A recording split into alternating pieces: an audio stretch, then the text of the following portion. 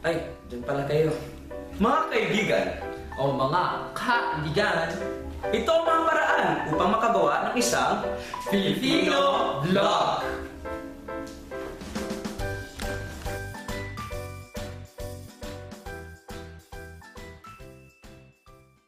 Sa Corazon de Jesus ay pinaka-doctor ng November 22, 1896 sa Tagos, Manila. Sige na siya may Saan pangalan. barbitan ko? May pangalan ng Barbitan ko!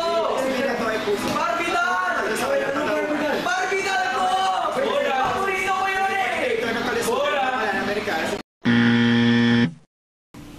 Si Jose Corazon de Jesus ay pinanganak noong November 22, 1896 sa Santa Cruz, Manila.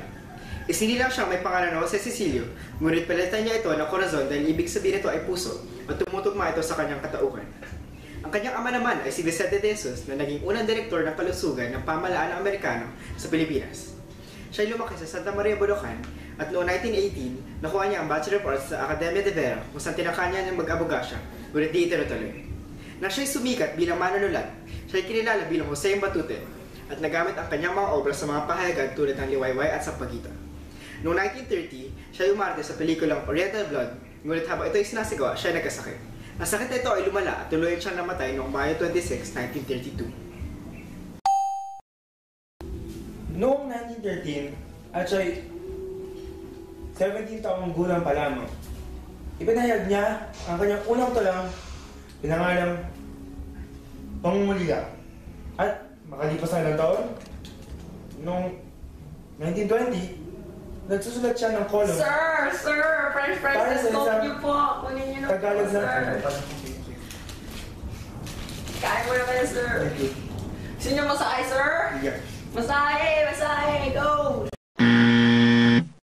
Taong 1924, maraming makata ang nagpulong-pulong sa Tondo upang mapag-usapan kung paano ipagdidiriwang ang kaarawan ni Francisco Balagtas. At ang kanilang naisip ay ang magsagawa ng dramatikong debate o kaya ang ngayong tinatawag na balagtasan. Hoy, babae, kunwari ka pa. Tingin sa sarili na baka taas. Feeling mo ikaw lang ang maganda. Tumahimik ka, tumahimik ka.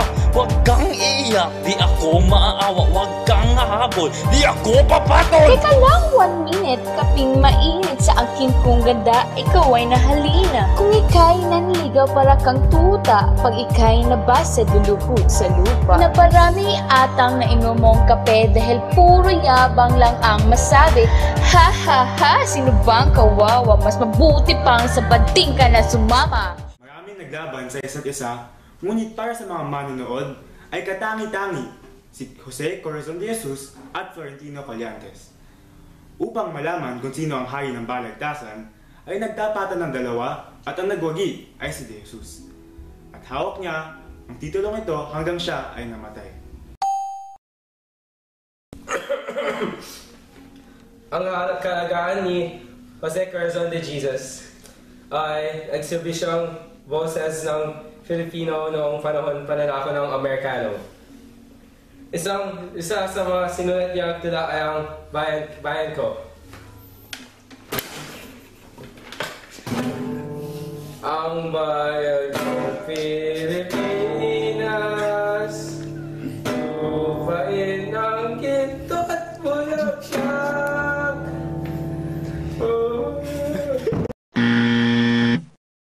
Ang kahalagahan ni Jose Corazon de Jesus ay nagsilbi siyang boses ng mga Pilipino noong panahon ng pananakop ng Amerikano. Naging boses ang kanyang mga gawa. Noong 1901 to 1946, sumulat si De Jesus ng mga tula tungkol sa pagnanais ng mga Pilipino makalaya sa kamay ng mga Amerikano. Isa sa kanyang mga pinaka-importante na ginawa ay ang tulang Bayan Ko. Ang tula na ito ay ginamit bilang kanta noong panahon ng diktador na si Marcos. Ang tula na ito ay nagbigay ng pag-asa sa mga Pilipino noong panahon martial law. Uy, taas mo pa. Taas mo pa! Uy! Ilan sa mga tulang isinulat ni Jose Corazon de Jesus ay mga pinamagatang pakpak at pag-ibig. Hayaan yung bigay ko kayo sa mga halimbawa nito. Oh! Ilan sa mga tulang isinulat ni Jose Corazon de Jesus ay ang mga hindi makakalimutang tula na pinamagatang Pakpak at Pag-ibig. Hayaan yung ipakatikim ko sa inyo ang ilan sa mga tulang ito. Ang Pag-ibig ni Jose Corazon de Jesus. Ang pag-ibig, isipin mo, pag inisip, nasa puso. Pag pinuso, nasa isip, kaya hindi mo makuha. Lapitan mo ng matagal, ang pagsuhoy naglaho. Layuan mo'y at kay lungkot, nananaghoy ang pagsuyo. Pakpak ni Jose Corazon de Jesus. Bigyan mo ng pakpak itong aking diwa. May isipan ko'y mga malikmatang at ako'y ililipad hanggang kay Batahala. Sukat ikalugod ng tao sa lupa, malilikha ko rin ang mga hiwaga. Sa buhay ng tao'y maging biyaya. Gumagana ba yung camera? Open mo. Ito ba? Oo. Yun. Isa sa mga sikat na gawa ni Corazon de Jesus ay ang tulang puso.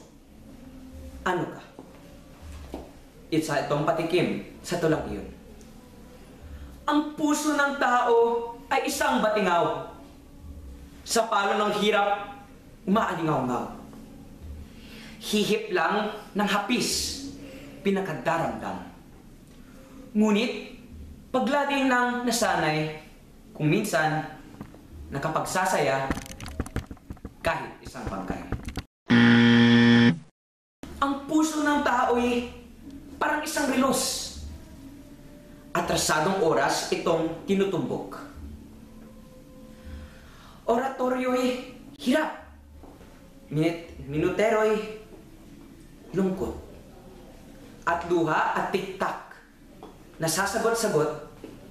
Ngunit, kung ang puso'y sanay ay humito, kahit libingay, may oras na lungot.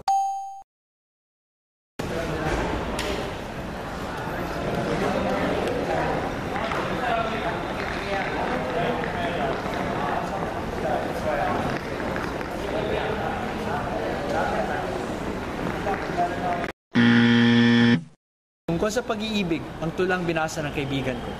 Tungkol ito sa paghihirap, sakit, pagnanais at kaligayahan na dinadala ng pag-iibig.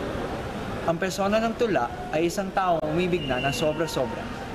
Sa mga tuludtod ng tula, makikita ang paglalarawan ng puso ng isang tao na sa kahuli-hulihan ay ang kinalalagyan ng ating mga kaluluwa. Bagamat walang tugma o sinusundang sukat, sa bawat saknong, makikita sa pamamagitan ng mga tayutay ang paghahambing ng puso ng tao sa iba't ibang mga bagay tulad ng batingaw at relo. At yan ang maparaan upang makagawa ng isang magandang field vlog. Sundin nyo lang ito at maganda na field vlog nyo! Yay!